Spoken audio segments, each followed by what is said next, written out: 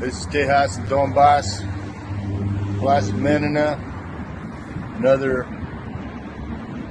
impromptu memorial for another senseless tragedy, another mass murder, another act of terrorism, another war crime, another unspeakable horror. More than 150 people were killed in Moscow last night, murdered, unarmed, men, women, and children, slaughtered by terrorists that were sent by Ukraine, that were sent by the U.S. terrorists, the Nazis of the world. And every one of these war crimes and terrorist acts, they simply prove that this really is a war of evil against humanity, and that all of us are either on one side or the other.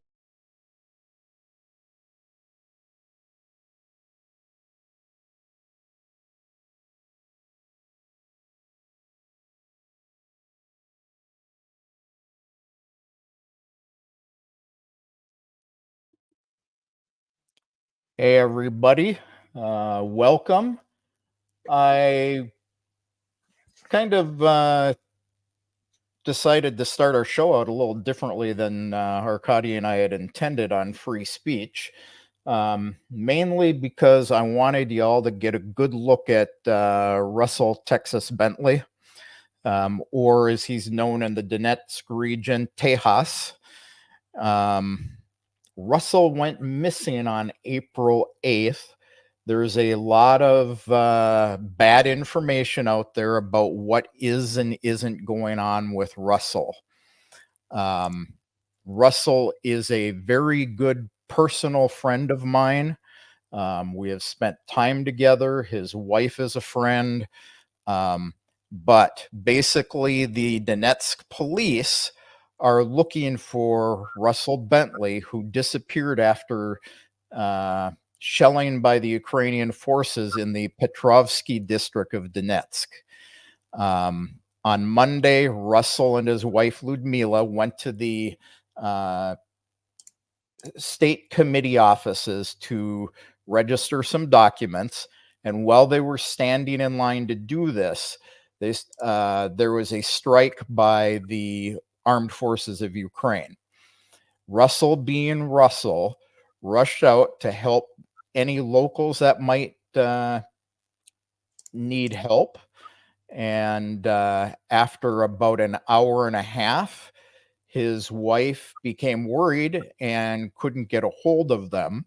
She went to the gas station just up the street where they had parked their car, and she found the car there with only his baseball cap, his glasses, and his broken telephone. So the police have opened a missing person case. So just a little bit about Russell. And everyone calls him Tejas. I don't. He's like a brother to me. He's one of these guys that I interact with like Arkady. We can disagree on things. We talk them through. We come to a consensus on things. A lot of people call Russell, harsh or a grifter, whatever. I can tell you, this man is a good man. There is nothing outside of his heart that matters. He will tell you if he disagrees with you. He will discuss it with you respectfully, as long as you show him respect. So anyway, Russell was turned 64 this year, and he's been in Donetsk since December of 2014. In January of 2015, he joined the Donetsk Essence of Time combat unit of the Novorossiya Armed Forces. And that's when he took the call sign of Tejas. He was a native of Texas, was a lumberjack in Minnesota, which is where I know him from. Had some legal issues there that he openly talked about. It's not my position to talk about them. But since 2014, when he joined, he served at the Donetsk airport, Spartak. He was a rifleman and an RPG gunner. Now, he was also a member of the United States Army, so he was experienced. And, in 2021, Russell did receive his Russian citizenship. So currently, Russell does information warfare for the DPR, and he writes for Russian Hour and Sputnik. And I'll look at comments in a little while. So the media company Russia Hour that he works for has offered a reward for anyone who has reliable information about the whereabouts of Russell, what they saw, what they can describe in detail, or who may have filmed the arrest on their phone of the kidnapping of Russell Bentley. Again, he was at the Avdobaza area in the Petrovsky district of Donetsk, and it was sometime between 4:15 and 6:15 when Ludmila went to look for him. Now, Tuesday, the following day, his car disappeared. So they're also looking for Russell's white Neva, license plate M985AN-180, which is a DPR Russian license plate, which was parked at the public stop in front of a store. So some people have been publishing Ludmila's telephone number, saying if you hear anything, contact her. I do not think that is appropriate, so I will not be publishing her phone number. I will give you the phone number of the Ministry of Defense in Donbass. If anyone out there that's listening knows any information, I know we've got viewers up in that area because I have friends up in there.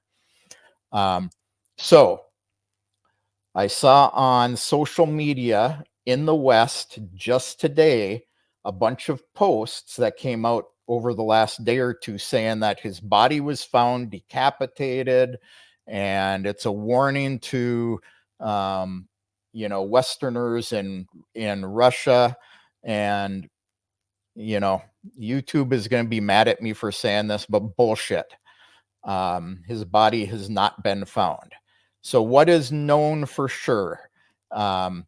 His channel, people keep seeing him online different times of the day. This is actually Ludmila, his wife. She is keeping an eye on his channel. She is posting things on his channel. And, the service that he works for is posting things. They just posted something saying that people should quit talking about what's going on and passing around false information. Reality is they're posting conflicting information too. So the thing that is known, and I got this from Ludmila herself, is that they went to renew their documents. There was a shelling, and like Russell always does, he went to assist, and then he disappeared. His channel is reporting that first they said family members witnessed him being taken by men in military uniforms.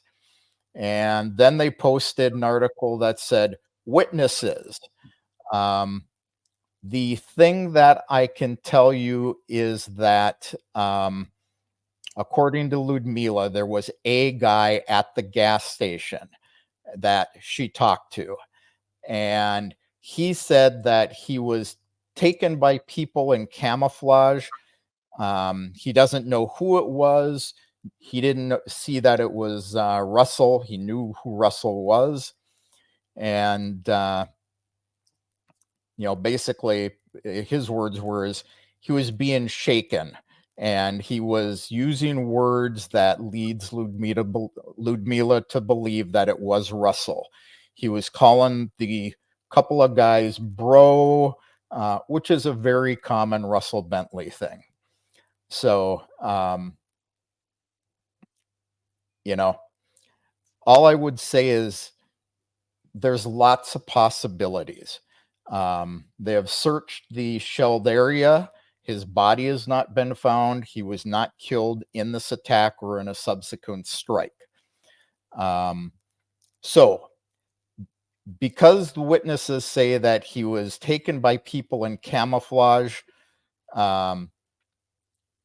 it could be that it was Russian Federation officers who did not know him, and they decided he was a spy and brought him to military interrogators. This would be a good option because it means they'll sort it out and he'll be walking home soon.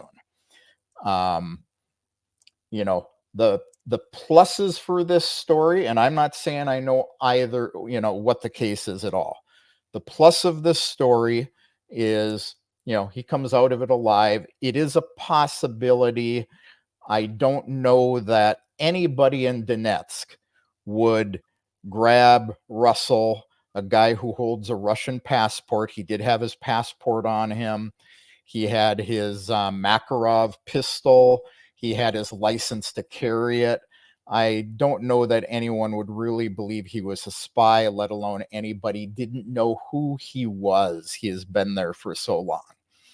So that's the plus and minus of that story. The worst case is he was taken by what they call werewolves, which are people who probably have taken Russian citizenship. They live among the civilians. They, you know, act very much pro-Russian, but they're actually pro-Ukrainian. We've got some here, and there are such people there. We've got them here in Crimea. Ludmila said that through all the years they've been there, including the last 2, with all the reports that have been filmed there with Russell, they have only come across werewolves who gave even their last bottle of water to civilians and risked their lives to protect women and children. They're ordinary guys, you know, nobody knows who they are, but there are others. One rotten apple casts a shadow over, you know, even the best. You know, we've had them here where people have approached us and said, you know, gee, can't wait till Ukraine comes. How about you? Aren't you afraid? Things like that. So this is why it's important when you're approached by somebody like this to actually, you know, notify the authorities. If Russell fell to, you know, real Donbass or Russian officers, then we should see him soon alive and unharmed. It, you know, I could go either way on this story. The thing I can tell you, Svetlana is asking, was Russell fit and healthy? Russell would not have gone down to any Ukrainian forces without a fight. There would have been gunfire, even if it killed him to do it. He would have beaten the crap out of somebody. He would not have gone quietly with just, hey, bro, you know, what's going on, anything like that. So I can tell you that about Russell. On the other hand, like I say, I can't imagine, you know, somebody wouldn't know him. Arkady is telling me I'm being long-winded, but but I'm going to play this video anyway. Okay. Здравствуйте, меня зовут Людмила Бентли, я жена Рассела Бентли, позывной Техас. Хотела бы сделать обращение к следственным органам Донецкой Народной Республики и Российской Федерации, ко всем структурам, которые сейчас проводят розыск моего мужа. Я очень верю в то, что вы большие профессионалы и постараетесь как можно быстрее, оперативно разыскать моего мужа, потому что идут уже сейчас 5-е сутки, и я очень переживаю. Верю в то, что вы помните, что для Народной Республики сделал Техас, когда приехал в декабре 2014 года сражаться за нас. Он всегда говорит, что тот, кто защищает Донбасс, защищает Россию. Я очень верю в то, что каждую минуту вы помните об этом, насколько важен этот человек, сколько всего доброго, хорошего он сделал по гуманитарной помощи, на фронт, простым людям, сколько всего он сделал для того, чтобы Российская Федерация не выглядела в глазах обычных жителей Америки, вообще Запада, как враг. Он всегда помогает простым людям, которые не разбираются в политике, осознавать, что Россия не их враг, а что их враг находится в их стране, в Америке.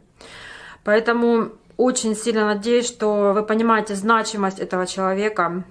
Каждую секунду вы будете прикладывать максимально усилий для того, чтобы найти его как можно быстрее. Надеемся живым и здоровым, чтобы он продолжил делать все максимально важное для нашей победы над врагом. Я очень в это верю. И дай Бог, чтобы так и было. Спасибо большое. So, that's Russell's wife making a plea for the Russian authorities to find him. And I do want to dispel the rumors that his body was found decapitated. That is not true. So if you hear that in Western media, it's not true. And yes, I'm spending a good amount of time on this because Russell was a very close friend, has done a lot for Arena and I. When we've had some financial difficulties here, he has actually helped us out. Svetlana, Russell is healthy as a mule, and the personality to go with it. So yes, Mr. Wonderful, I know he's been interviewed by the Gray Zone. I have published a couple of videos with Russell. I actually have a whole slew of interviews with him that I was asked not to publish by the authorities here for particular reasons.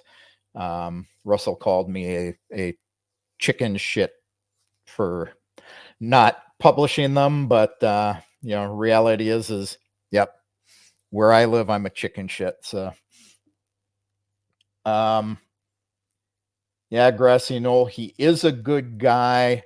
I'm confident he will be wandering home. I talked to Ludmila a couple of times over the last couple of days. She's a strong woman. She's hanging in there. A lot of women would have fallen apart. She told me the story. And when I asked her if she needed anything, any kind of support whatsoever, because of what they've done for us, her only comment was she doesn't need anything but her husband back.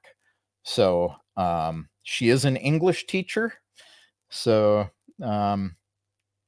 that said, let's move on to our topic of the day, Arkady. Russell was big on free speech, so this was a good start for a discussion on free speech. So you have seen my prior video on free speech, Arkady. Any comments? Which prior video? The prior video I sent you about free speech. It's the one that initiated this topic. You said we should discuss Russian free speech laws versus American free speech laws. Yes. So I wanted to introduce this topic by not saying what people usually debate about. Oh, are you an absolutist, or do you want to qualify your speech incitement to violence? Not. I would like to make a broader observation, keeping in mind how Russia look at things, how Brazil has been recently looking at things, how America is looking at things. Everyone has their own truth. Everyone has their own truth, but moreover, everyone has their own ways of running the show. And just because we believe, I recognize, just because we believe in America, and I believe that leaning toward as much freedom of speech as possible, even if at times it's very uncomfortable. Just because we believe that it works for our society, our culture, doesn't mean it works for others. And it certainly doesn't mean that we can impose, and we've been paying dearly for trying to impose our values, including free speech, on others. So while disagreeing with utmost respect, I would like to ask you the following question. I live in a place where, we have First Amendment. You're allowed to say anything and everything, at least in theory. You should not be censored, at least in theory, unless you incite violence. In Russia, there are more specific rules about protests. There's more rules about certain military operations. There's certain entities about who you should not be criticizing. I understand the logic behind it. The logic is to protect the stability, to avoid chaos, to avoid showing some kind of internal weakness. At least that's my understanding. But which, without idolizing, your new home, your new homeland, without idolizing, which way do you think is better? Are the limitations that Russia imposes on speech, are they overall for better or for worse? I'll be honest with you. Since you brought this up to me a couple of weeks ago when we were talking about it, I have looked at both countries' rules. I also looked at India and the UK. Reality is, the limitations in Russia are really no different than, pretty much no different than the ones you have in the United States. You know, one of the things that a lot of people say is, well, gee, you can't criticize the Russian president or politicians. That is not true. You cannot be slanderous or write libelous things against a Russian official or the Russian president. So there's a little bit of a difference between the United States. You can call Joe Biden, demented and an idiot if you want. In Russia, you could call Putin that if you wanted to, as long as what you were saying is relatively truthful and you do it in a respectful manner. So you are allowed to criticize public officials here. It's just you have to show respect. India has the exact same law. Is even when you and I are talking, we cannot be offensive to each other. Their law says that we can say anything to each other as long as we're respectful about it, respectful of the other person's viewpoints, their feelings, their speech.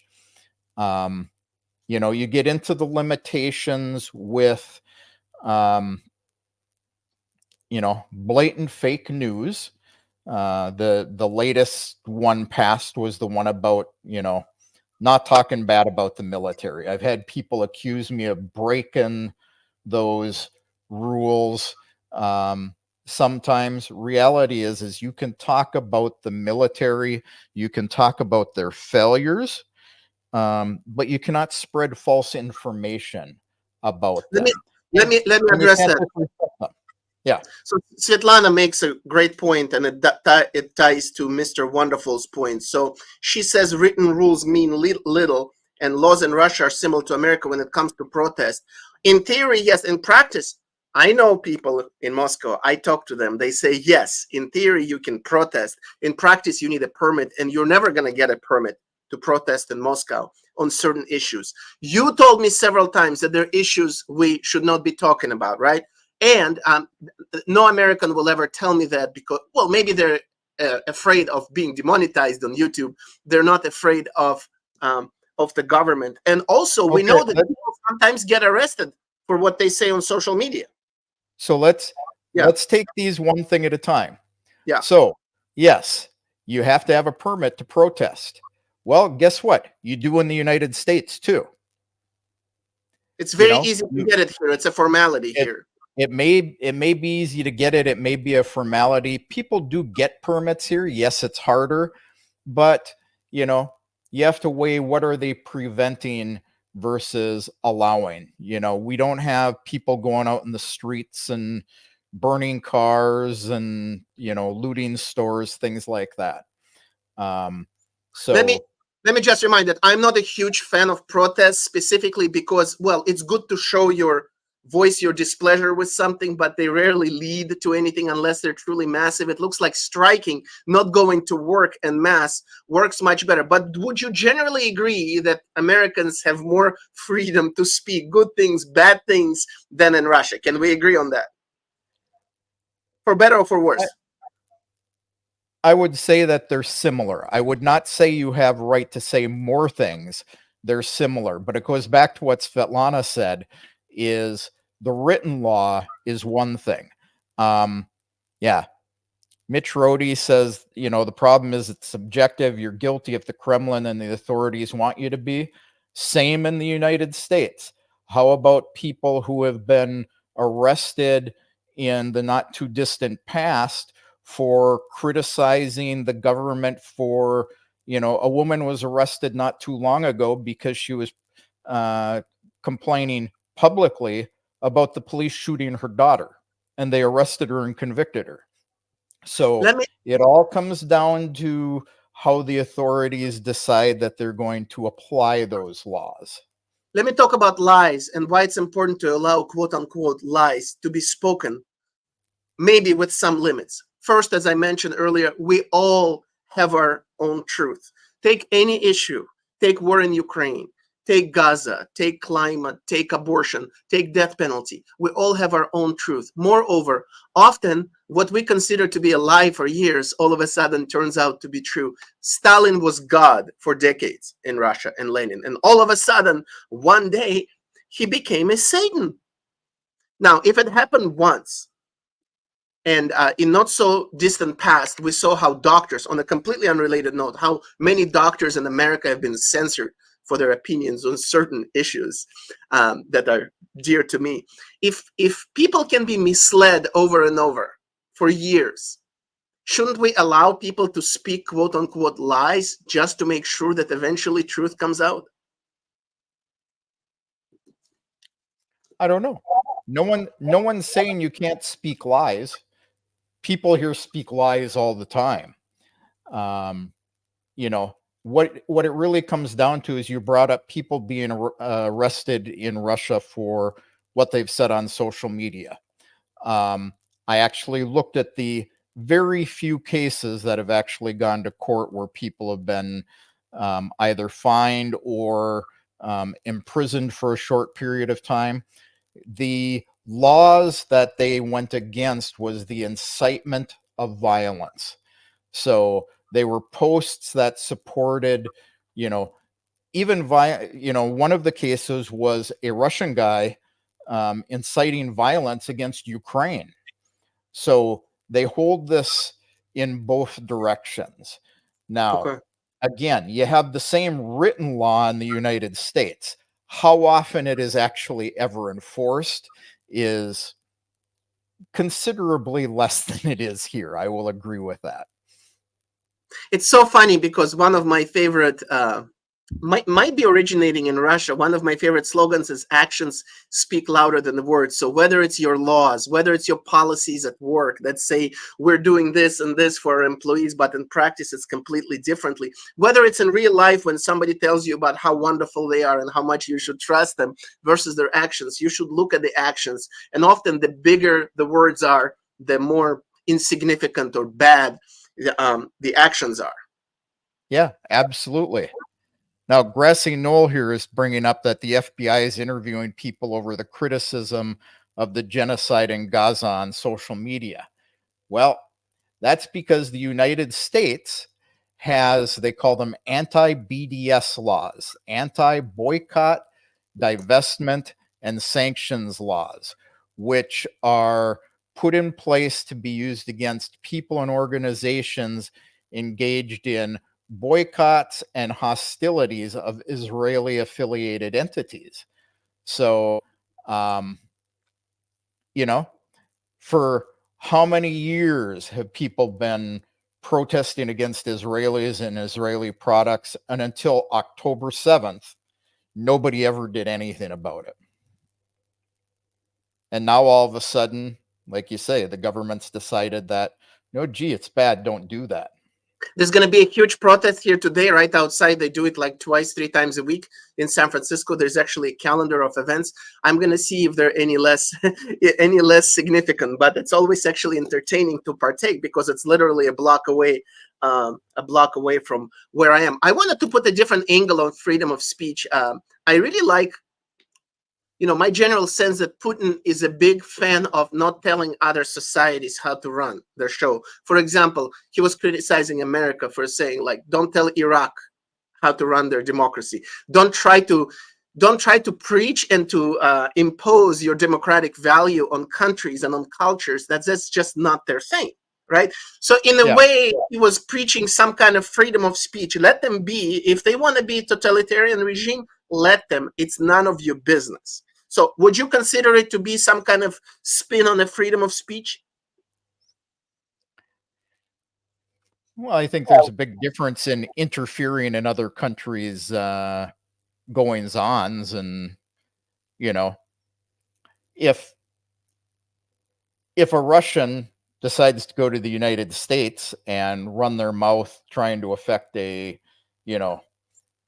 government or an election or something, well, is it freedom of speech, or is it interfering in internal politics? Who knows? There's so many. It isn't a black and white thing. I mean, Russia's been accused of interfering in U.S. elections for years. A lot of those cases were proven as false. It was the Democratic Party against Trump, or whatever. But reality is they do interfere in elections through propaganda. Now the United States does the same thing. Let me ask you, from a point of my instinctive feeling, from the point of freedom of speech perspective, posting 1 million ads on Facebook is not interference. Unless you go into a ballot and change my vote or throw my votes away or put fake votes, it's just advertising. So I don't know why it's considered to be interference. Well, because, think about what propaganda is called by the Department of Defense. It is perception management. So if you put enough advertisements in front of somebody, all of a sudden this piece of paper you use to blow your nose, you call it Kleenex. But reality is it's a tissue paper. So, but if you put Kleenex in front of people enough, they start calling it that. Snowmobiles, people, when I was growing up, commonly called them skidoos, a brand, because it's constantly put in front of them. So if you're constantly putting false information in front of people and people see enough of it, does it sway their vote at all? Or do you look at it as they were weak voters to begin with? Somebody like you actually look at politicians you're voting for. You make the decision based on the information you find. But how many people do that? Well, then let's call it propaganda. Let's not call it election interference, because you're not interfering with the process itself, right? Yeah. So now the UK, somebody said there were lots of people arrested in the UK for something out there. Do you know that it is a criminal offense in the UK to stand up for Russia? 7 years if you're convicted. Yeah. And in the European Union, laws like this are getting enforced all over the place. I think that's overboard for, it's pretty hard to say you can't have free speech if you can't stand up for one side or the other. I feel the same way about these anti-BDS laws. If you want to protest against Israel, you should be able to protest against Israel. If you want to protest against Palestine, you should be able to. Especially if you can protest against Israel in Israel fairly freely. So you should definitely be allowed to protest outside of Israel. And that's something that people don't know about Israelis, how, even if they disagree, how open-minded they are. With some exceptions, the majority even if they disagree with you, they understand where they're coming from, in part because they've been subjected to all these views for many years. But yeah, and again, I think in practice, I would love to see somebody stop these protests, to see if anybody would dare to do that. I can't imagine, but I will report directly from the scene. What is meant by standing up? Yeah, what does it mean standing up? I don't know. Now, I'm not sure what the question is related to. Dave But Murray I was just going to say, reality is you will probably have those protests. Probably nobody will do anything about it. And here, yes, they would be quashed. Right. And there are reasons to quash protests. There's pros and cons, like you said. Now, Dave Murray says people have been to prison in the US and lost their jobs for telling the truth about COVID. People are in prison for 10 years for walking peacefully in the Senate. One got 5 years outside. You know, the other thing that this brings up, and we do have politicians like Lula supposedly is trying to do now, like Newsom here. They're trying to see if they can, if they can put their claws on something and say, oh, if you say this, then you're going to be punished this way, just like with the doctor censorship law that was struck down in California. You have these attempts, specifically coming from the left around the world, to try to restrict speech, right? Yeah. Well, like is going on in the chat right now, blocking Russian media in the West. Yeah. That's ridiculous. Yeah, it's a ridiculous, it's pretty hard to say we believe in free speech when you're blocking the other viewpoint. And let me say, I would even consider it a crime. The most important thing to hear is from your adversaries, especially when you're engaged in a military action, directly or indirectly against your adversaries. Just like I always said, serial killers, mass shooters, whatever. You need to listen. You need to hear what they have to say. Terrorists, martyrs. Interview them. Don't just dismiss them as psychos or shut them down.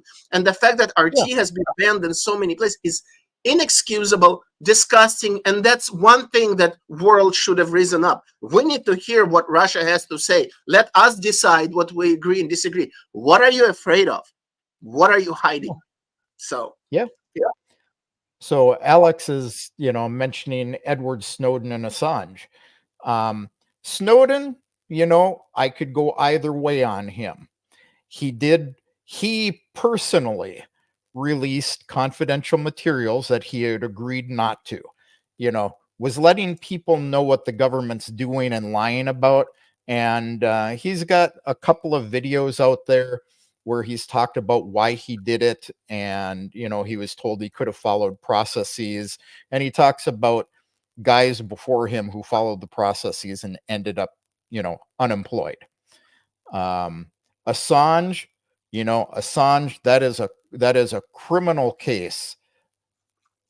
And I'm not talking about Julian. I'm talking about the United States. He received documents. He published them. And according to U.S. law, my understanding is a news organization is not responsible if they're given the documents by somebody else. Can you comment on that, Arkady?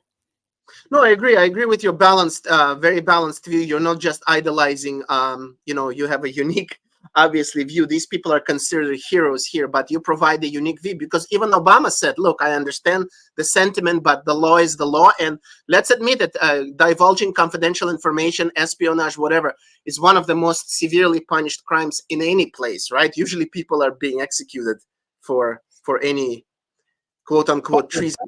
Yeah. But did Assange break the law by releasing confidential information, or is he being persecuted for releasing information that somebody else gave him? It's one of those things. Again, you could go to either side, I guess. That's why it will at some point have to be litigated. And of course, the question is what is confidential, and we don't know how confidential is defined in that context. But I wanted to ask you, Grassy Knoll is bringing up a very important issue. What is meant by standing up for Russia? I'm not talking about Russia. When I see these signs in America, I stand with Gaza, Israel, Ukraine. What does it mean standing? I'm supporting them no matter what, which means even if they keep fighting and dying. Is that what it means, standing up? I'm unconditionally supporting no matter what they do? Or what does it mean, standing with? I don't know. I can't define it. For Let me, me ask you about standing, Ukraine specifically. Let me ask you about, if I see a flag saying I stand with Ukraine, does it basically support what Lindsey Graham said, fighting till the last Ukrainian? Is that what it means? well, I wouldn't say that. I think Lindsey Graham, he needs to go for a psych eval along with Biden. But, you know, um, first, I have to question all these people with their little flags that say, I stand with Ukraine. Do they? Are they helping support Ukraine? Are they, sending money? Are they sending food? Are they going to the front and fighting with them? Or is it, that, what do they call it? Is it, group getting together and this is what we're for? Let me tell you what I would like it to mean, okay? In an ideal world, I stand with Ukraine means I stand with peaceful resolution, and as soon as possible, recognizing that the longer it lasts, that worse it is for Ukraine, the more Ukrainians will die. And I stand with finding a solution that's not going to be ideal, because there's never going to be a perfect solution, but today's solution is going to be better than tomorrow's solution. But that's too much to ask. That's not going to happen. Yeah, and you can also divide that into a couple of pieces as well. I personally stand with the people of Ukraine. I think that they're in a bad situation. I know many, many Ukrainians. My wife is Ukrainian. Russell Bentley's wife is Ukrainian. Some of my best friends here in Crimea, their wives are Ukrainian. And we know many, many good Ukrainian people there. What I don't stand with is the Ukrainian government. I can stand and say I agree with and support Russia defending, Russian speakers in Ukraine. And on the other hand, is there a better way to do it? So, I think a lot of it is, what happened to the diplomacy? The United States, we stand for democracy and bringing democracy around the world, yet we have the biggest record for overthrowing governments, funding the overthrow of governments. Let's be realistic, been a lot of interference in Ukraine's internal deals. They probably would have had a solution 2 years ago if it wasn't for the United States and Great Britain interfering in things. So, what's free speech? I can tell you that Ukrainians right now, the Ukrainian people, do not have free speech. They have one television channel owned by the president, and this is the way it is. Now, the government recently passed a new mobilization law. Anyone 24, 25 to 60 can be mobilized, unless you're the son or daughter of a politician or a government official or police or a public servant. So they've carved out this big niche of elites that can't be mobilized in this war. They're the same ones who can leave the country. I can't stand up for that. I can't say I stand with Ukraine, I guess is my statement. I can say I can stand with the Ukrainian people. Maybe we should never be saying, yeah. I think saying that you stand with something is saying that morally this is what you believe. Unconditionally?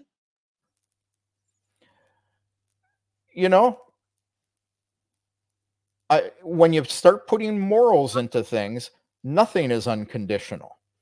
If I morally believe this is right, but then I see you trying to implement that by going out and killing people, I'm going to say, well, I morally believe in this issue, but I don't believe in the way it's being handled.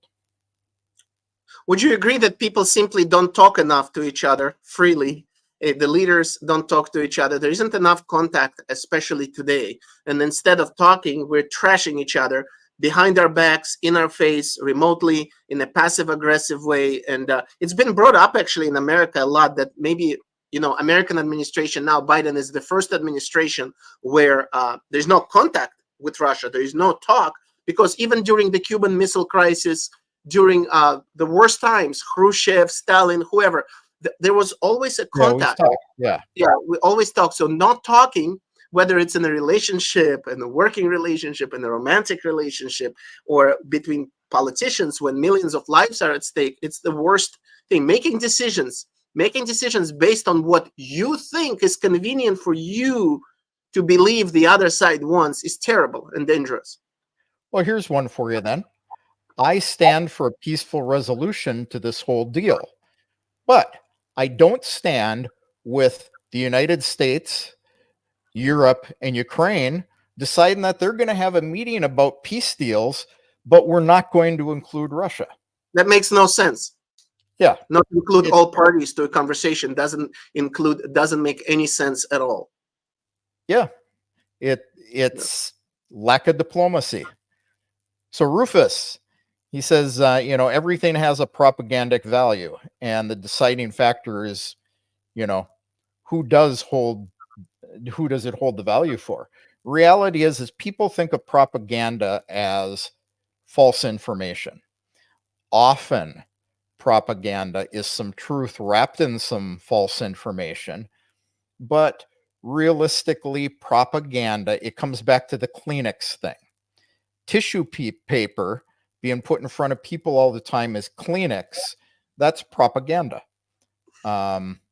It's managing people's perceptions about something, good or bad. They often accuse lawyers for spinning things their own way, but aren't we all doing it all the time? We have an opinion, yes. We have a view, and so we're all lawyers in that sense. Yeah, absolutely. That's why one amazing Palestinian activist he actually lives in San Francisco. I hope to meet him ever. Incredible guy. Instead of sitting in his echo chamber, and his name is, by the way, Fouad Al-Khatib. Fouad, I'm going to mention Fouad Al-Khatib. And I just love how he says more than one thing can be true at the same time. Yeah. Yeah. I was just going to say, I was kind of scrolling through the comments. Ocean View is the typical kind of guy, and I'm going to call him out on this because I said that I stand with the Ukrainian people. He says, so you stand with Nazis? I didn't say that, did I? Yeah. So you're taking free speech a little too far. You've actually just violated the law by making offensive statements, taking something somebody said and turning it around. So this is actually illegal in the United States as well.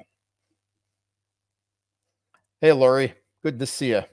I'm pretty sure it's illegal to cross the border, but no one cares. And it's illegal to shoplift, and it's illegal to do many things. But in reality, it's a matter of enforcement, right? Yeah. Yeah.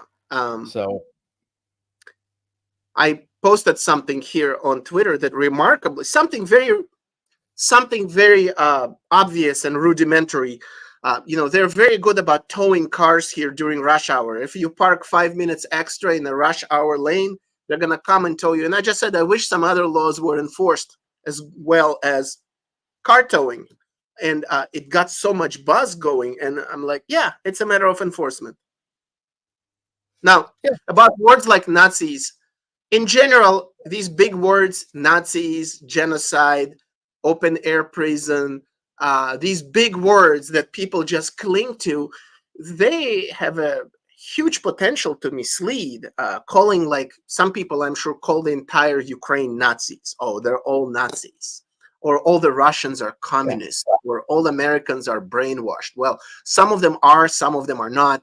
And these big words are very dangerous when people blindly cling on to them, right? Yeah. And realistically, does Ukraine have Nazis? Is what they have is they have ultra-nationalists. What's heard in the West about all these Nazis in Ukraine isn't true. This is the story media is given people to stir things up. Are there some with swastikas tattooed on themselves? Yeah, absolutely. My brother-in-law has a tattoo across his fist that is very ultra nationalist, probably get him in trouble if he ever ends up in the hands of, Russian Federation soldiers. But he will freely tell you, I got that when I was a little more stupid. Does it make him a Nazi? No. So this thing of nationalism, we can clearly see the spectrum. People can be on a very, very far left. I hate my country. It's stupid. I wish it was dismantled. Then you have patriots who are very proud of their country. Then you have people who say that my country is the best of all other countries, and I'm going to walk down the street and march. We are proud, whatever, that land. And then it crosses into not only am I proud of who I am, but everybody else is worse than me and inferior to me. And then the next level is not only are they inferior to me, but they need to be removed or killed, right? So it's the pride, from pride and patriotism to walking with torches and saying, let's burn everyone else. You have to be careful with not crossing that line, right? Yeah. I do not view all the Mr. Wonderful, all of Ukraine Nazis. I view them as Russian. We never saw a distinction. We never thought until this conflict that Ukrainians are different from Russian. Who ever thought about it when you meet someone Ukrainian that they're anything other to you than Russian? Exactly. But apparently they felt it, right? They always felt different from Russian. Is that it? Well, no, you can't say that either. From the time I've known my very Ukrainian wife, in her eyes, she was Russian. My 98-year-old father, 99 years old when he passed away, a couple months short of 100. The entire time he knew my wife, she was a communist from Russia. Yeah. They're all Slavics. The Slavic people are one people originally. There's no argument against that. Can't be an argument against that. Now, you do have some on the far west of Ukraine, nationalists, much like there's nationalists in the United States who are, going on about, we should be for America, we should whatever. Canada has that going on right now. So, people like to divide themselves, I think, or like to see these divisions where there aren't any. I also don't know where I stand when I hear, oh, this is the best country, this is a great country, the best country in the world, the freest country in the world. Does it empower patriotism and national pride and make people feel better about where they are? Or is this a ridiculously smug, arrogant, condescending way of projecting on your insecurities about you not being the best because you traveled around and you've seen the world and you know that there are better ways to do at least some things, if not all things? Yeah. That's why I always tell people, they say, oh, you always talk about how great Russia is. I talk about a lot of the good points of Russia, but there are not all good things in Russia. I've, like you, Arkady, I've traveled to a lot of countries. I've seen a lot of good. I've seen a lot of bad. Wouldn't it be grand to own, your own country out in the middle of the ocean somewhere and run the things, the way you want to until the first hurricane comes along and you need assistance? No, totally. Let's see. Can we cover anything else? Let's see. Croats and Serbs don't exactly get on, even though they're both Slavs. Well, we already know that. This is about Svetlana's point. People who are most similar to each other seem to have the worst conflicts. Russians and Ukrainians, same appearance, same look, same ethnic features, essentially the same language. You may think Israelis and Palestinians are so different. Many of them look indistinguishable. If you walk around, you're not always going to know, except for the white ones, right? And you have the same in the Arab world. Sunnis and Shia, I mean, all this drama between Sunni and Shia, the distinction, the mythical distinction within the same religion causes more bloodshed, more conflicts, more death. Nobody's protesting it. That doesn't mean that it's not happening in Syria, in Iran. People don't get along in Iraq, in Lebanon. People are treated, some people in Lebanon are treated really, really, really badly, right? And only because of these distinctions. And yeah. Well, you know, where do you have the biggest conflicts, even locally? It's within families. It's the people that are closest to each other. And I'm of the opinion it's like a husband and a wife. They have more conflicts than, you know, the person may have with their neighbor or the guy on the other side of town, because they're together all the time. They feel comfortable with each other. And, you know, therefore they tend to be a little more, you know, viewing of the faults of those close to them. The interesting part is how the disagreements, you know, can have certain levels. And I would consider, I think, broadly speaking, we would all consider it speech. So I can disagree. I can tweet about my disagreement or put it on social media. I can come out and protest. I can go to war over disagreement. I can blow things up, or I can blow things up and blow myself up. So there's varying ways of disagreeing. You know, many people have grievances about their governments, but only a few are going out and blowing up, for example. Right. So is it all a matter of money? Is it all financially driven? Is that religious brainwashing? Is that real sense of hopelessness and despair? If so, then there's other people who appear to be more hopeless and they are more in despair, yet they're super peaceful. So what drives these different degrees of speech in your view? Or there's a multitude of factors? I think it's a multitude of factors. You know, relationships, people's personal experiences, people's personalities. You know, it's kind of like asking, you know, what makes me gray-haired and you black-haired?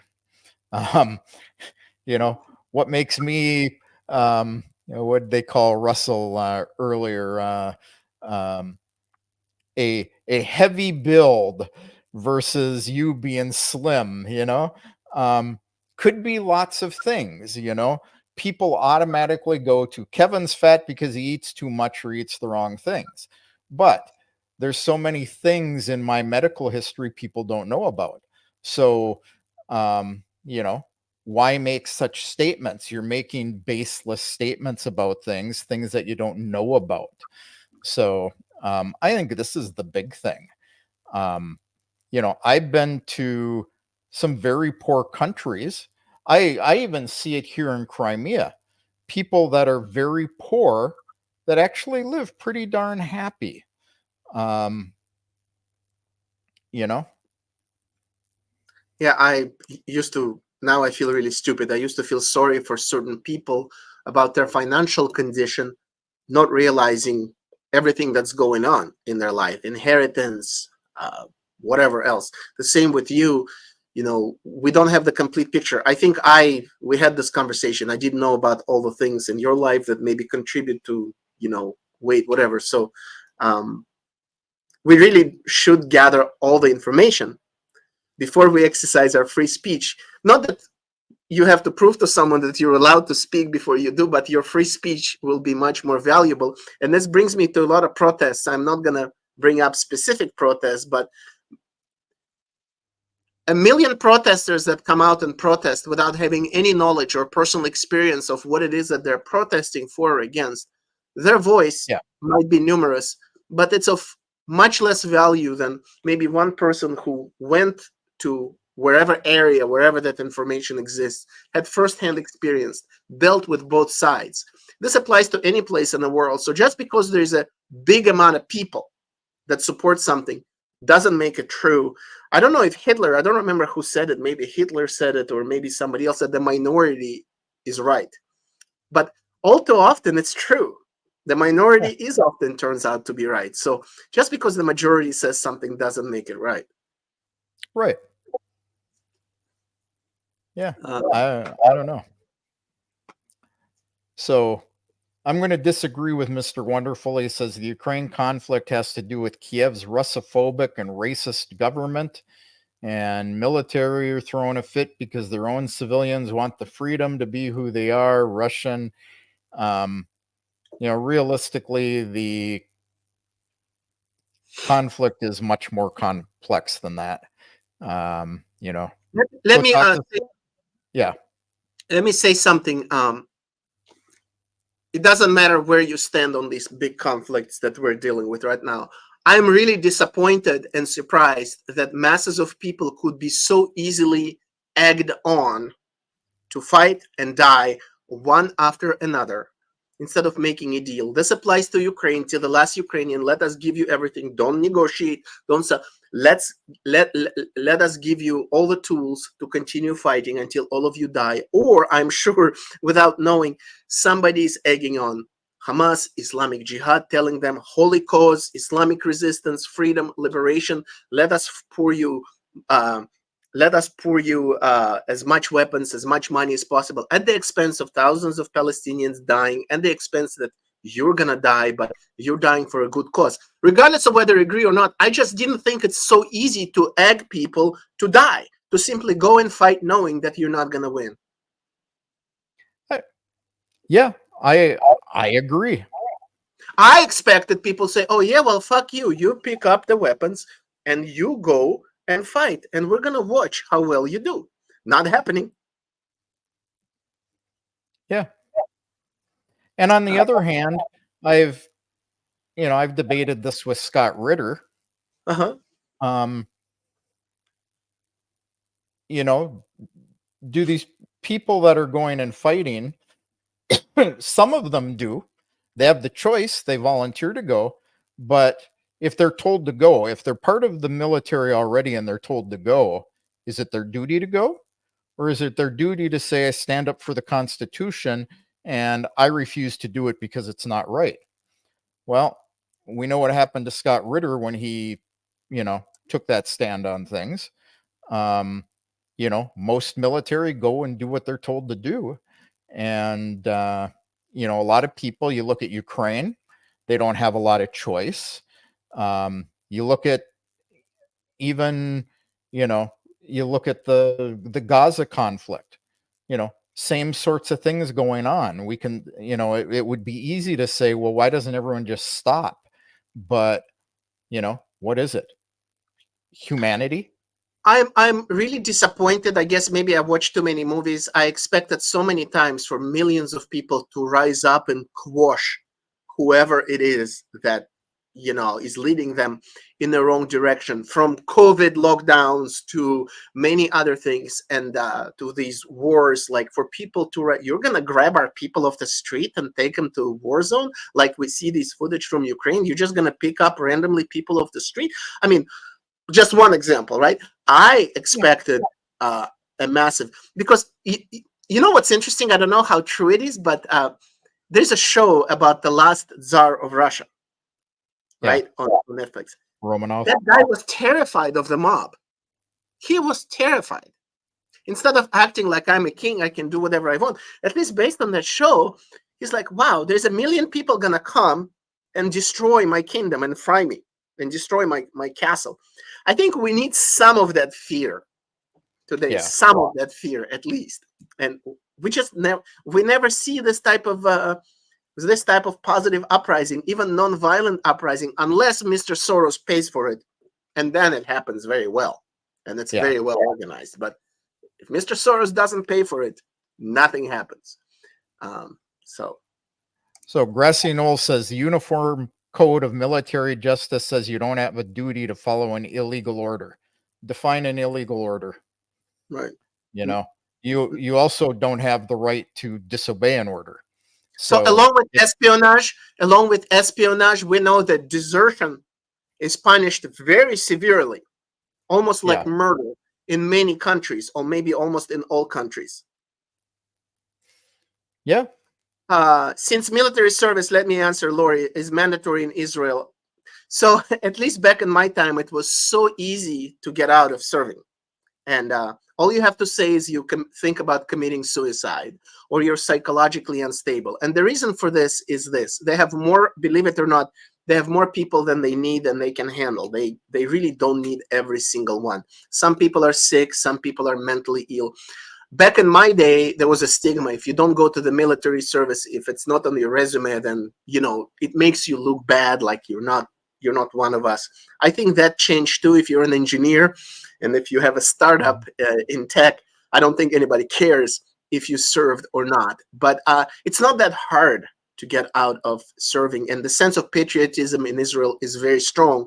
So they have plenty of patriots who are willing to die and defend and whatever than those who don't want to serve. It's also part of the machismo culture. It's a very macho culture. I'm a man, I'm masculine, I want to be a hero, I want to kick ass in training, in practice, and all that. So yeah. Okay. I'm not going to disagree with Mr. Wonderful on this one. I know what the Odessa massacre was, you know, but now you're mixing, you know, different things for basically confirmation bias, Mr. W. Let me point something optimistic. Okay, I'm hoping, and maybe I'm naive, that things are rarely as bad as they say they are. For example, now people read in the news, talk about propaganda. Oh, San Francisco, crime, homelessness, encampments, war zone. Oh my God, people are afraid to come here. You can walk around the streets. Some are cleaner than others. This is not a war zone. Many things are exaggerated. People take a protest, they zoom in on one conflict and a protest of thousands of people, between 5 people, and they make a big deal. So until you're there in person, you really don't know what's going on. And you should recognize when you speak about it.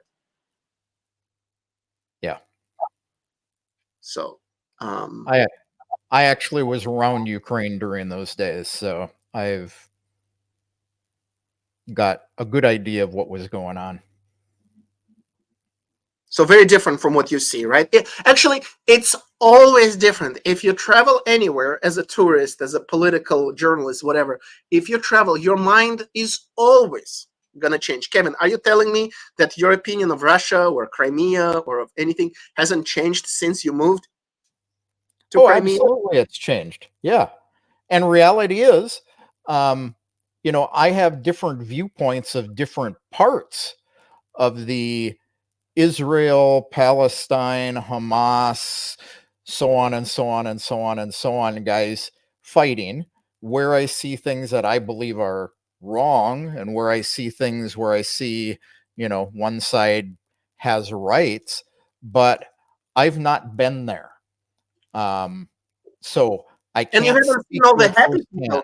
You haven't seen any of the good, any of the magical that exists there. You only see the bad in the news because the news only report about any area if something terrible happens there, right?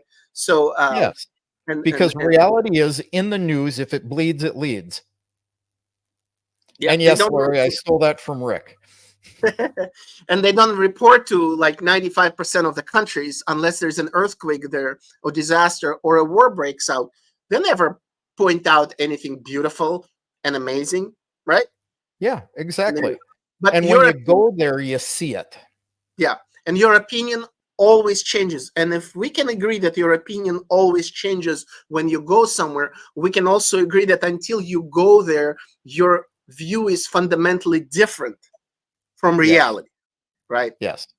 And no amount of videos, YouTube's discussions are not going to convey to you what it's like to live there and to be there until you're present there. Yep. That doesn't mean that you have to go to every single place if you can't afford it, but you just have to keep that in mind.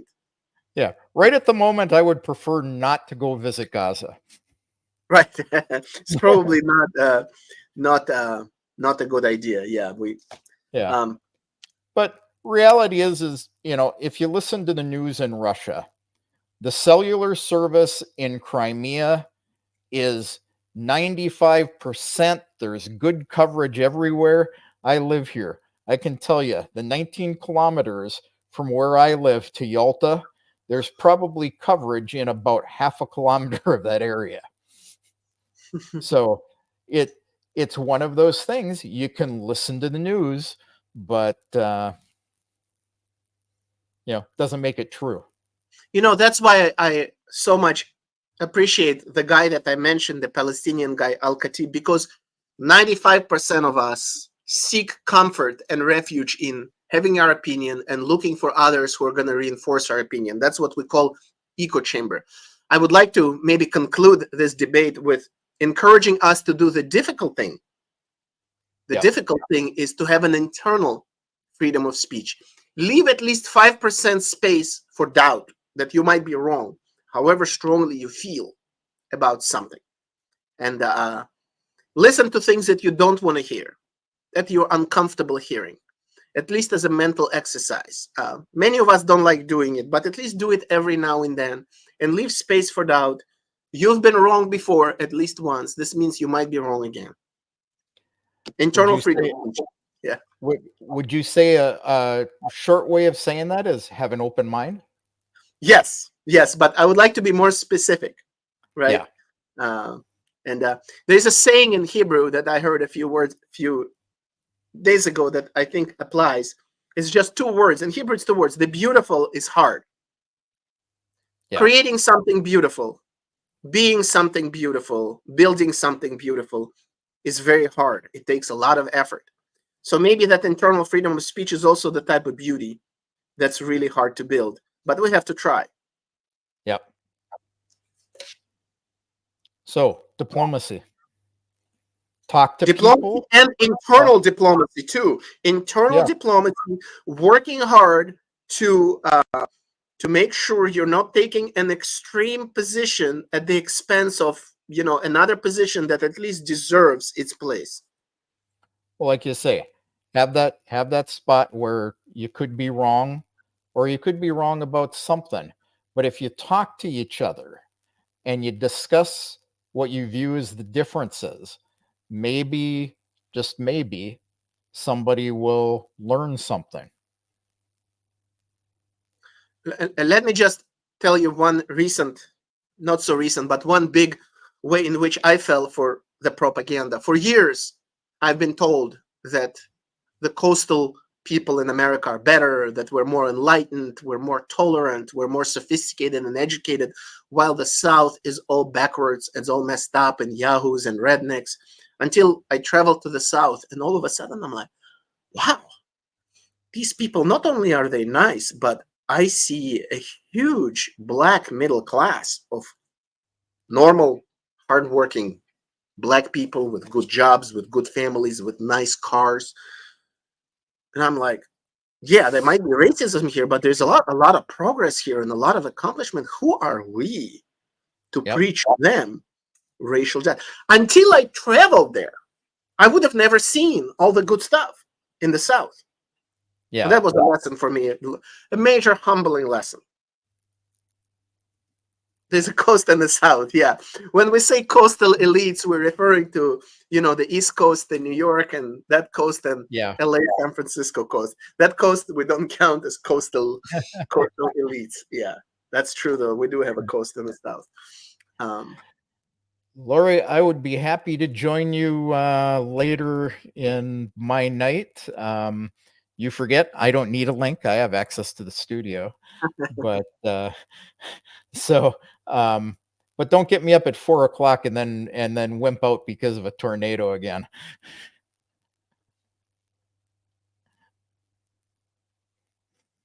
Okay, sir. Should we conclude at this relatively positive note? We shall. So everyone, keep an open mind. Listen to Arkady's words. Go back, play it a couple of times. Just that little space where you could be wrong about something. And like they say, the mind is like a parachute. It only works when it's open. Hey, I like that. Okay, everybody. So, I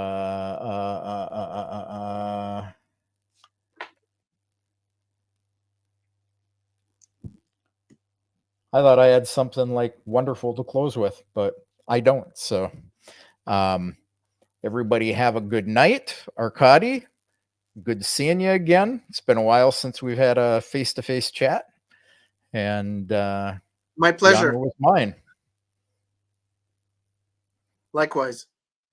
Yeah, I'm looking for the video to close. I haven't been doing this enough.